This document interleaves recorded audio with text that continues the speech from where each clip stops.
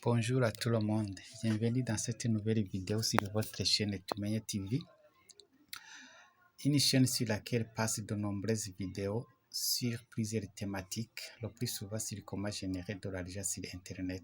C'est notamment le trading et autres formes de générer de l'argent en ligne. Si vous êtes nouveau à la chaîne, je vous demande de vous abonner et d'activer la cloche de notification afin de ne plus rater aucune vidéo. C'est-à-dire que vous aurez chaque fois une notification toutes les fois que je poste une nouvelle vidéo. Et si vous êtes déjà abonné, veuillez cliquer sur j'aime ou liker tout simplement. Cela me donne le courage de toujours préparer d'autres vidéos pour vous. Alors, je reviens donc encore une fois dans cette autre vidéo qui vous montre comment attraper facilement les spikes sans vraiment trop de complications ou sans attendre longtemps, car il y a des stratégies qu'il faut attendre pendant un long moment alors que nos dollars sont en train de s'épuiser. Cette stratégie est vraiment très efficace. Je vous demande tout simplement de suivre jusqu'à la fin de la vidéo pour ne pas venir après dire que vous avez cramé vos comptes avec. On se retrouve donc après cette petite introduction.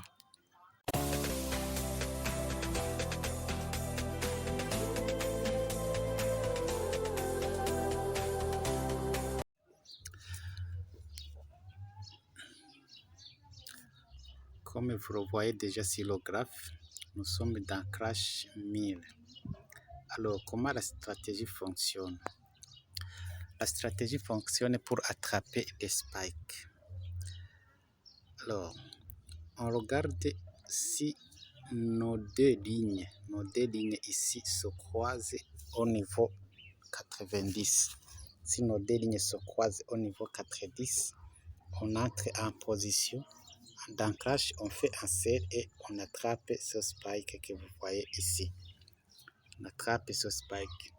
Et si je vous affirme qu'on n'attend pas très longtemps, si vous avez fait un lot de 0,20, vous allez attendre seulement, vous allez mettre votre stop loss à $1 ou à 1,5 $. Ça ne va pas dépasser 1,5 $. Si ça dépasse 1,5 $, vous coupez la position. Mais ici, je vous jure que ça ne va pas dépasser ça ne va pas arriver à 1,5 $. Voilà. C'est-à-dire chaque fois que vous ouvrez la position, vous mettez le stop loss à 1,5 $. Ça ne va pas arriver là. Regardez une autre opportunité. Vous regardez par exemple ici,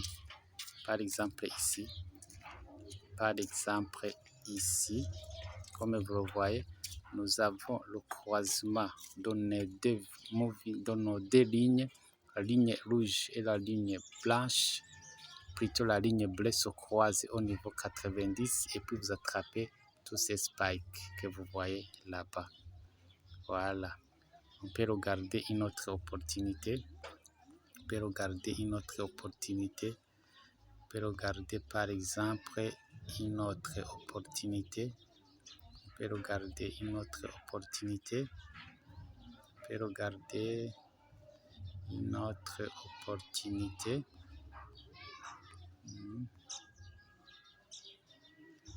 regardez par exemple ici. Regardez ici, vous voyez qu'ici il y a un croisement et puis vous entrez en position et vous attrapez tous ces spikes que vous voyez là-bas. Regardez maintenant dans Boom. Cette stratégie fonctionne tant dans Crash que dans Boom. Crash 1000, Crash 500, Crash 300, Boom 1000, Boom 500, Boom 300. Comme vous voyez par exemple ici, vous voyez ici il y a un croisement et puis il y a un spike ici. Ici il y a un croisement, ici il y a nombreuses spikes. Alors voilà comment la stratégie fonctionne. Toutes les fois qu'il y a croisement, vous prenez position et vous attrapez des spikes. Vous attrapez un ou plusieurs spikes. Par exemple, si vous regardez ici, il y a un croisement ici et puis nous avons des spikes là-bas. Voilà.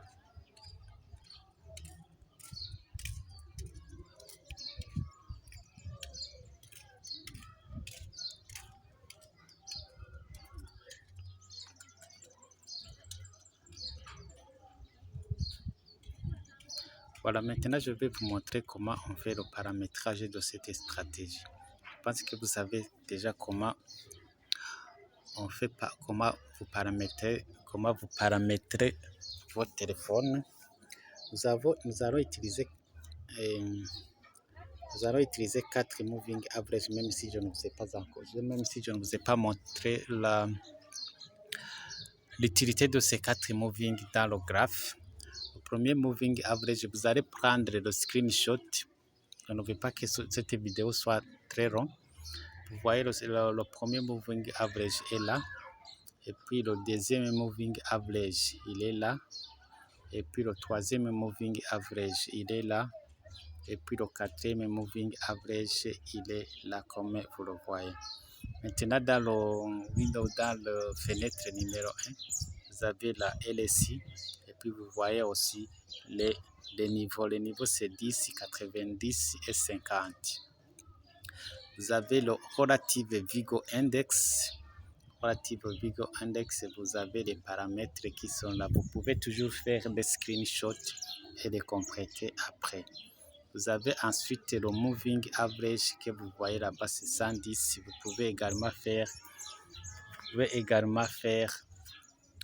le screenshot et vous allez compléter après. Voilà. Maintenant, quelle est l'utilité de ces Moving Average que vous avez ici dans le graphe? Les Moving Average que vous avez là-bas. Les Moving Average, tous ces Moving Average que vous avez ici, quelle est leur utilité? Ces Moving Average nous permettent de voir la tendance générale. Si on se met en H1, et puis vous regardez ici, les Moving Average vous montrent la tendance générale du marché. Si le marché se trouve au-dessus de ces moving average, c'est-à-dire que nous avons une tendance haussière. C'est-à-dire ici que nous avons une tendance haussière. Par contre, si le marché se trouve en dessous de ces moving average, c'est-à-dire que nous avons une tendance baissière. Et si vous êtes dans une tendance baissière, dans boom, vous n'allez pas attraper beaucoup de spikes. Mais cela ne signifie pas que vous n'allez pas prendre les positions. Vous allez prendre les positions, mais si ça arrive à 1,5 $, vous allez couper la position. Mais si vous êtes dans une tendance haussière, même à 0,3, 0,5, le spike est déjà là. Voilà, alors mes chers amis, il faut appliquer la stratégie comme on vous l'a montré et on se retrouve dans une autre vidéo. D'ici là, portez-vous bien, au revoir.